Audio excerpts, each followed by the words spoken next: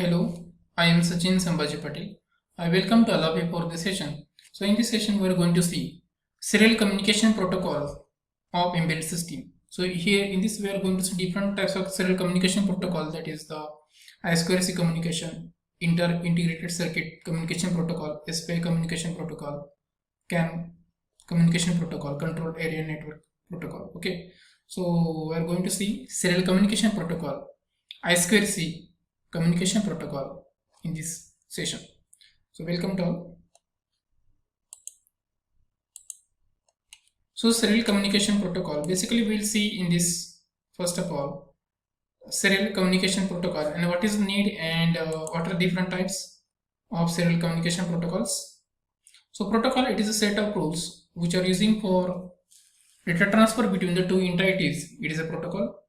So microcontroller is connected to embedded system using serial bus, serial data transmission, serial bus.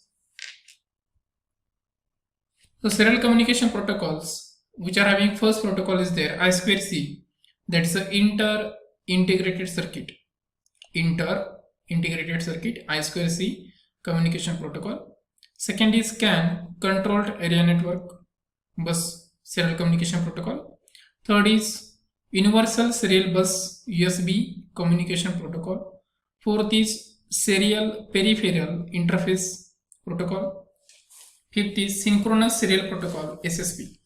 Okay, so these are very important serial communication protocols and which are required for data transfer between the microcontroller and peripherals. So I2C, it is nothing but IC communication protocol. It is a two-wire protocol which are using the two wires, that is the SDA stand for serial data line and SCL stand for serial clock line. It is working in half duplex communication. So serial communication protocol, it is working in half duplex communication. There are two kind of communication, that is the lines are there, two-wire communication. First is that serial data line, second is the serial clock line. So what are the data transmission taking place with respect to clock line? Okay, so I2C, there is only two wires, that's why it is known as I2C. Okay, and there is a inter-IC communication. Inter-IC means the communication between the two ICs, that is the communication between the two ICs taking place. There is one master and there are a number of slaves, and master can communicate with the number of slaves, but number of slaves cannot communicate with each other. So it is working in half duplex. As we know, the communication, there is half duplex communication, that is the full duplex, that is the simplex. Okay, so simplex means one-way transmission, duplex means two-way transmission, half duplex means both direction but not simultaneously, and full duplex means there is a both directional simultaneously transmission take place. I2C communication can have either single master or multi-master mode. The master will be controlling the clock for the communication which is in the range of 100 to 400 kilohertz. So this is the clock frequency for that. So I2C master slave configuration. So in this we can see in this block diagram, this is the block of master. Okay, I2C master, which are having the two lines. SDA stand for serial data line, SCL stand for serial clock line. So there are two wire communication, that's why it is known as it is two-wire communication protocol. Also it is known as two-wire communication protocol because there is serial data line, serial clock line. Okay, and this serial clock line, it is generating by the master, I2C master, and it is given to the slave 1, same clock is given to slave 2, same clock is given to slave 3. Okay, it is like this. So it is like a synchronous communication is there. In synchronous, there is the same clock signal, there is synchronization, time matching is there, and serial data line, it is connected to the SDA of each and every slave. And these are the RP, we can see here, these are the pull-up registers are required because of open train configuration. There is a pull-up registers are required which is given to the plus VCC. And as we know, there is start condition, stop condition. As per serial data line is changing from high to low, and then in sense serial clock line will goes from high to low, there is start condition. When serial clock line goes low to high and serial data line goes from low to high, there will be stop condition. So the slave 1 cannot communicate with slave 2, but slave 1 can communicate with master. Master can communicate with slave 1, slave 2. So how many slave we can connect here? There is a, we can connect because there is a, each slave is having address of 7 bit. So 2 raised to 7, 128. So slave 1, slave 2, such kind of we can connect the 128 because 2 raised to 7, there is 7 address bit are there. 2 raised to 7, that is 128. 128 slave we can connect here, and this 128 slave can be, master can communicate with this 128 slaves. Okay, maximum there is 128 because address bus is the 7 bit. Okay.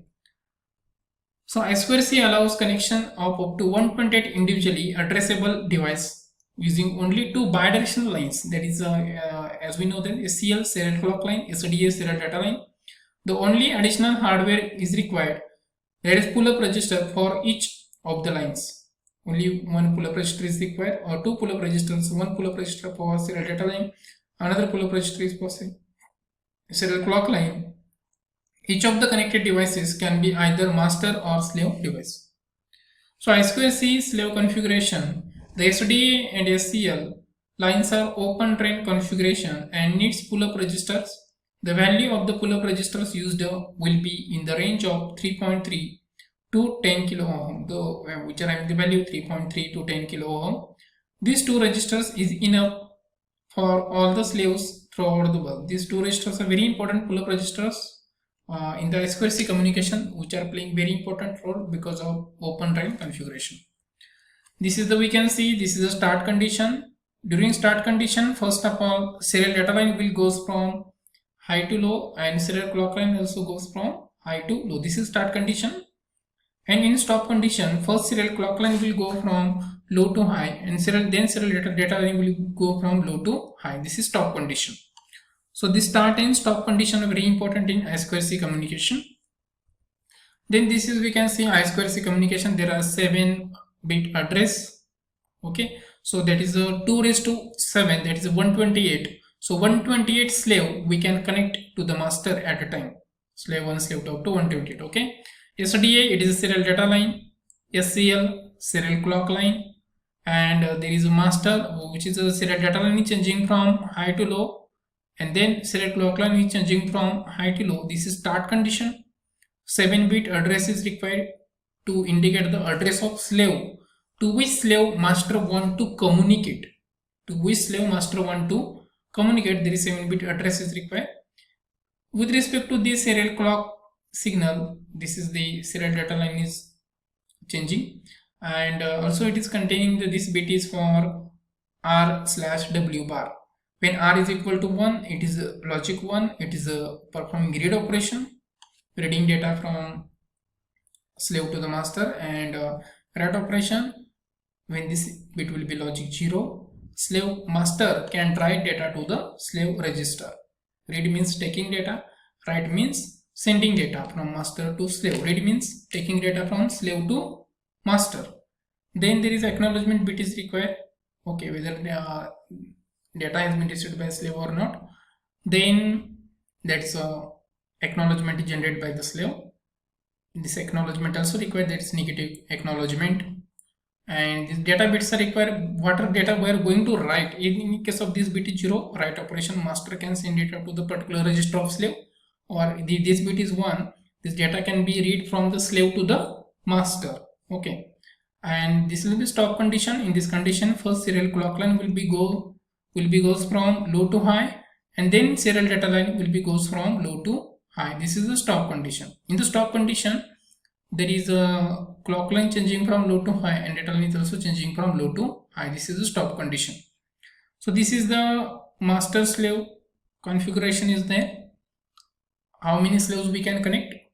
Because there is a 7 bit address. So 2 raised to 7, 128 slave can connect to the master, and master can communicate with 128 slaves in half duplex mode using 2-wire communication protocol. That is serial data line, one serial data line, another serial clock line. Then we can see in this figure there is a, which is shown here, a start condition. As the serial data line is changing from high to low, Also serial clock line will be goes from high to low, start condition. Then slave address of 7 bit is there, 7 bit address, 2 raised to 7 8, 2 raised to 7, that is we are getting the 128, 2 because 7 bit address, 2 raised to 7 128, that is the address for slave, means 128 slaves we can connect to the master. Okay, and this is communicating with respect to clock signal. Then after the address 7 bit address, there is this bit is for R/W bar. Even this bit is 0 write operation, is master can write data to the slave. When this bit is 1 read operation, master can read data from the slave. Then this is acknowledgement is generating after sending data to the slave, can give acknowledgement to the master. After reading data also there will be acknowledgement. So it is acknowledgement, that is the for checking whether the data has been successfully transmitted or not. Then after that there is a data, 8-bit data, which data we are going to write is sent by master to the slave. If data want to read, slave to the master, and again there is acknowledgement. After that this is the repeated start condition. Clock line is changing, this is happening, serial data line changing from high to low, and the clock line is changing from high to low. Again repeated start condition. After that there is a address, another slave ID is there. Okay, after that this read operation, means from this slave whatever the address is given here, okay, A1 to A7 means 8-bit address, so 2 raised to 7 128. So 128 slave can connect to the master, and master can communicate with the any one of the particular slave which is mentioned the ID of that slave.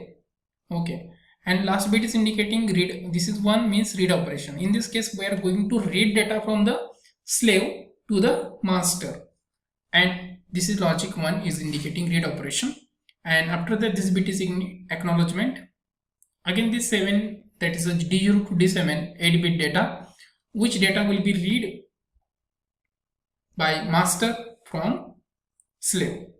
Okay, from slave master can read data in this mode, and here is first is indicating at the beginning there is a master is writing data to the slave, because this is 0 write operation. Here is 1 reading operation, means master is reading data, master is taking data from slave to the master. Particular slave ID which is mentioned here according to this 7-bit address, 2 raised to 7 128 slaves can connect to the master. Maximum size of the slaves in I2C communication, how many slaves we can connect to the master, that is 128 depends upon the bit of address. So there is 7-bit, so 2 raised to 7 128 slaves can communicate with the master. This is the 2-wire communication protocol.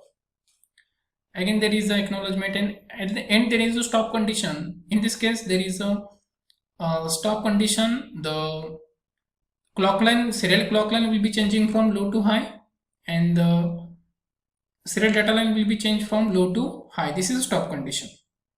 See here in the start condition, serial data line first goes from high to low, then serial clock line goes from high to low. Start condition. Stop condition, serial clock line will be goes from low to high, and then serial data line will be goes from low to high. This is stop condition. In between this we are mentioning the slave ID by sending 7-bit address, then read write bit is there, and then acknowledgement bit, and then data. So it is very important. I2C, so what are the different advantages are there? It is only 2-wire communication. It is very simple.